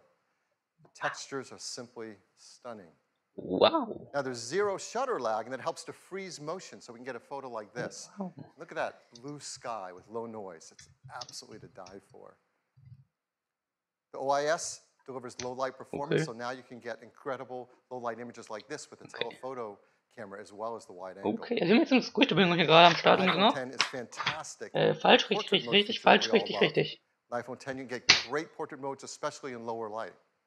And Ja, iPhone 10 weiß ich supports the nicht, wie das iPhone 7 kostet. lighting feature Du as warst well. gleich geblieben, oder? Vom iPhone 8 Again, a und... photo taken right off of iPhone 10, not retouched in any way, with a stage lighting effect, dropping out the background. Nice Fotos auf jeden Fall, würde ich mal sagen. iPhone 10 is great for photos, it's amazing for 4K video, and like iPhone 8, it's tuned for AR applications. There's factory calibrated cameras, Hey, da ist auch gerade das Ding jetzt gerade, was ist das? accelerometer, the performance advantage Und of das ist ein cooler Button, den wir da jetzt in der Notch. GPU and ISP, and ARKit is tuned for iPhone 10. Mysteriös. Now the backside camera that we use so much is not the only camera, of course, on the iPhone. We have our front side camera as well, and people love to use those for taking selfie photographs. And now with iPhone 10, this true depth camera, it really delivers a breakthrough into the photos you can take for selfies. Because now with selfies, you can take portrait mode photos as well. And it also supports portrait lighting, all through the front side true depth camera. Lightning mit Selfie-Kamera. Blown away with the selfies you can take with the iPhone 10. Wenn man mal liked, würde ich sagen. Lässt ihr auch ein Like Of course, everything we've seen is powered in iPhone 10 by the amazing new A11 Bionic chip. Ja, Like, nein, Talked all about okay, iPhone 8, but it's worth hitting on the highlights again because there has never been anything like it. A 64-bit, 6-core design, 4.3 billion transistors, 2 high-performance cores, 4 high-efficiency cores.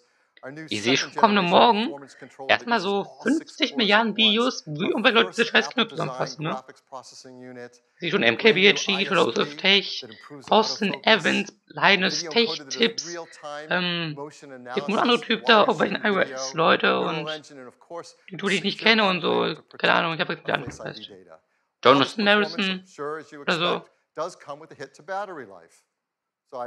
Ich selber. Yes, it lasts 2 hours mehr Batterie als iPhone 7. Again, hardware and software teams work really hard to deliver 2 more hours of all-day battery life to us. So, wireless. Just like iPhone 8, iPhone 10 is also built for a wireless world. It has Qi charging through the glass back, and it will work with the Qi charging devices, like the ones that we mentioned earlier from Mophie and Belkin. They also work with third-party Qi devices that are Qi certified. And there are a lot of great devices that are going to start to come to market, particularly because of iPhone 8 and iPhone 10. Wow. But we also think we can make the wireless charging experience even better. So our team wants to create something I think all of us are going to want to use, and it might actually help move the entire industry forward. So we're going to give you a sneak peek of this idea right now. I'm sure many of you do this. I do this. I have a lot of Apple products. I love them. I use them all day long. I charge them at night. You plug in your cables, you plug in your chargers. Bald auch 3 you take wahrscheinlich. those cables and chargers with you on the road. Ich habe auch schon 2 Handys, aber das hat ja nicht jeden We Tag. think we have an idea of how to make this a better experience. War die Chargingplatte? And here it is. Ja. It's a mat that you place your iPhone 8 or iPhone 10 down, Nice. and it just starts to charge. And it's a Nice. beautiful new interface. Krasse Animation. It doesn't stop there. You can place your Series 3 Apple Watch down on it, and it 3 nur? starts to charge as well. 2. Oh, Animation You can vom place Start. your AirPods with the optional new wireless charging case on it, and it Wireless starts to charge as Charging well. AirPods. They all charge. Oh mein Gott. Charging This system has a great Platte. interface Das kann nur ein AirPods und nur neues AirPods Case? Oder was? Kaufe ich mir. Aber AirPods 3 nur, oder? Was ist mit der AirPods 1? Also 0? Oh.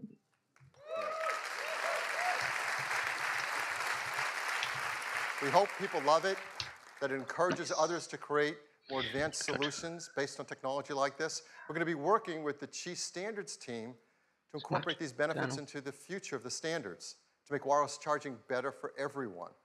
So look for the AirPower charger next year. So that is iPhone 10. It is the future of the smartphone.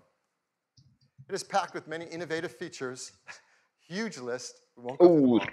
They add up to a new, better experience. Richtig. We're so excited about iPhone 10. Nice. We created a beautiful video to tell you all about it. Oh, ein Video. Let's show it the audience. Oder so. For more than a decade, our intention has been to create an iPhone that is all display. Gut. A physical object that disappears into the experience. Nice, okay. This is iPhone 10. Das ist richtig. Developing the form and display together defines a whole new integration, making the boundary between the device and the screen hard to discern. The custom OLED panel was engineered to fold and seamlessly combine with the external surfaces. Mechanical buttons give way to touch and gestures. There's no home button. A single swipe takes you to the home screen. Das ist richtig. A more responsive touch system means the gestures in iOS 11 are more fluid. Nice. The polished stainless steel band reinforces the water-resistant all-glass design. Nice. This new glass formulation, the most durable ever in a smartphone. Da war gerade der Sound von Wireless Charging, der geleakt wurde. Wireless charging. Nice. Our new true depth camera system, contained within this tiny space, uses extraordinary depth-sensing technology to let you unlock your phone with a glance. Ich meine, auch im Wasser, die wird nicht funktionieren so im Wasser, aber das läuft da gerade am Start, das läuft.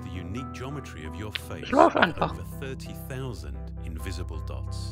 Das ist ja immer so Zusammenfassung davon, von meinem iPhone. This data is analyzed by the neural engine on the A11 Bionic chip, the first of its kind.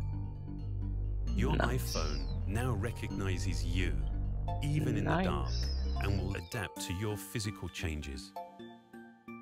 This makes your face your secure. Ich finde irgendwie, das sind nur Bilder, das sieht ein bisschen komisch aus auf dem iPhone. Das sieht ein bisschen so, keine Ahnung.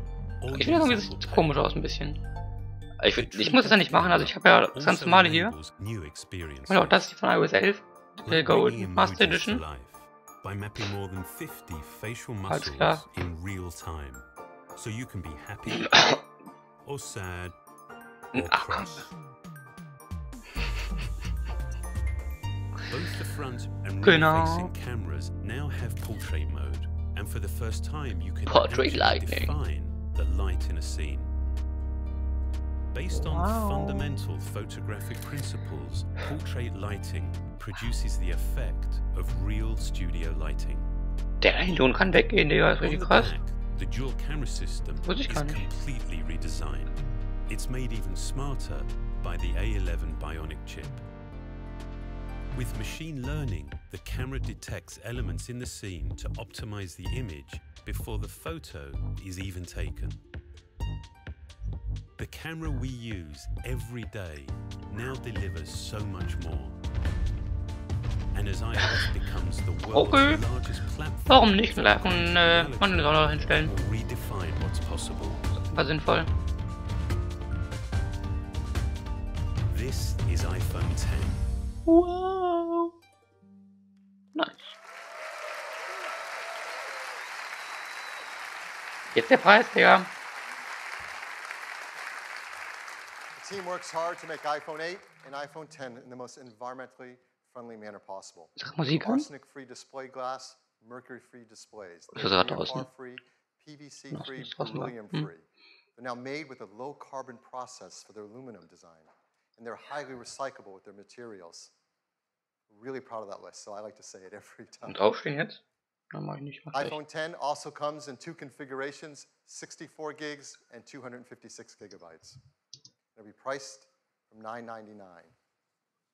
You can order it starting on October 27th, and they'll begin to ship on November 3rd. So this is the future of the smartphone shipping this year. So this is our lineup for the holidays. Now every year we say it's a great lineup for the holidays. Ihr habt verpasst, scheiße. This year is really special. It starts with iPhone SE, iPhone 6S, iPhone 7, the new generation iPhone 8, and the futuristic iPhone 10. Ja. Das muss man notieren. Wann kann man es vorbestellen? Das kann man nicht nächste Woche vorbestellen, sondern erst später. Oder hat er gesagt? When Steve introduced the world to iPhone, he closed with a quote from Wayne Gretzky. It said, "I skate to where the puck is going to be, not where it has been." Steve said that's what Apple does. We skate to where the puck is going to be. And that is what 27. Oktober is all about. Thank you. Back to you, Tim.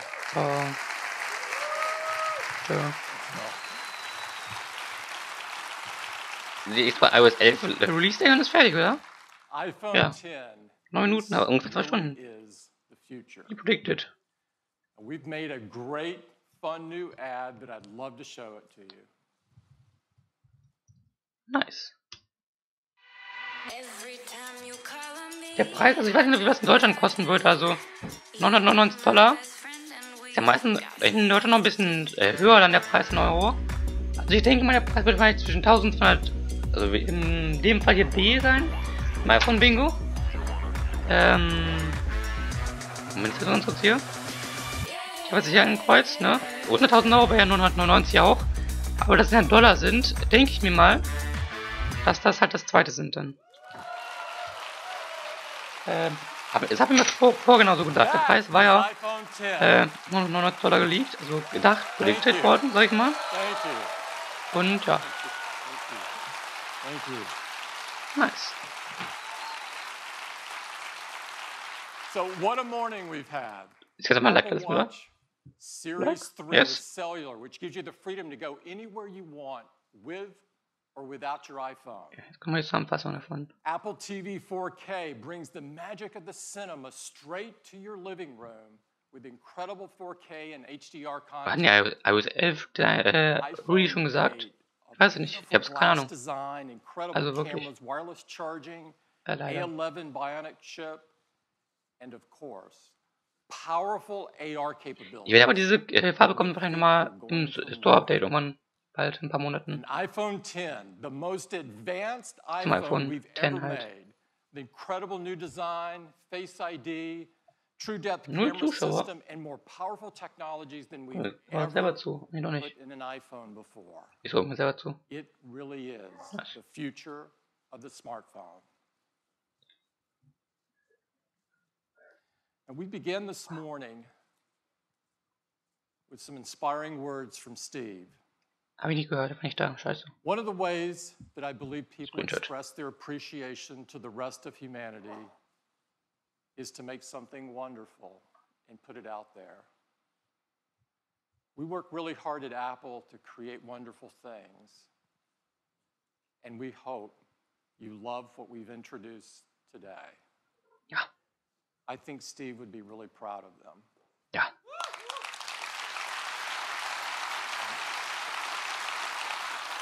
Das war's jetzt schon. Die Treffer geht wie Flug hier bei I'd dem. like to thank everyone at Bei Google nicht, Apple bei Samsung auch nicht. today possible. Aber bei Apple geht schnell. I'd like everybody Die in sind krass, Apple die to Keynotes. stand up that are here representing their teams from hardware and software muss and aufstehen. services. Please stand up in operations. Willst du vielleicht mal hier weitermachen hier, aber ich Our schneller. amazing retail employees. Ich einfach jetzt auf, ich bin nämlich krass. Ich hab mal AirPods gesagt, deswegen muss ich es aufstehen. Ich bin immer noch hier, ich bin hier ein bisschen rum, so weißt du. And everyone that works so hard on this theater and on Apple Park. One of the great things about this theater Bring mal hier nichts is von an daher. unbelievable hands-on area. It is the most beautiful hands-on area we've ever had by far. And I would encourage all of you to join us there and get your hands on these wonderful products. Thank you so much for spending the morning with us. Thank you. Okay, aber iOS 11 hatte keine Release-Zeit jetzt bekommen, oder? Ich kann auch sein, dass ich verpasst habe, weil ich dumm bin oder so und ich aufgepasst habe gerade, aber das war's. Ja. Das war's. Guck mal doch mal zu. Ich würde sagen, alle, die jetzt noch dabei sind, schreiben mal Tschüss in den Chat und dann bin ich weg.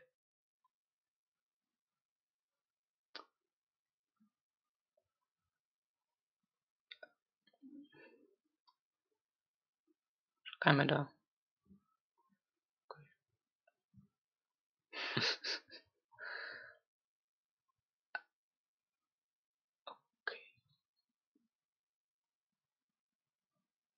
Okay. Also die Keynote ging gerade ein bisschen komisch los bei mir, weil ich gerade das, was die ging, dann ging es in einer halben Stunde, ging es dann endlich hier. Und ab dann ging es dann auch eigentlich ganz gut hier, sage ich mal. Dann bedanke ich mich für alle Leute, die zugeguckt haben. Waren jetzt zwar nicht so viele, aber ein paar waren das. Dann Moto Freak, Spiele und vieles mehr. Wie gesagt, ich weiß nicht genau, wann iOS 11 rauskommt. Ich habe die Beta, von daher juckt mich auch nicht wirklich viel. Timo, hey. Gut, dass du hey geschrieben hast, fand ich gut. Und Cedric, fand ich auch gut, dass du dabei warst. Und, ja. Wahrscheinlich war Ali jetzt nicht dabei. Nix wahrscheinlich auch nicht. Ihr seid nämlich, wenn ihr nicht dabei wart. Scheiße.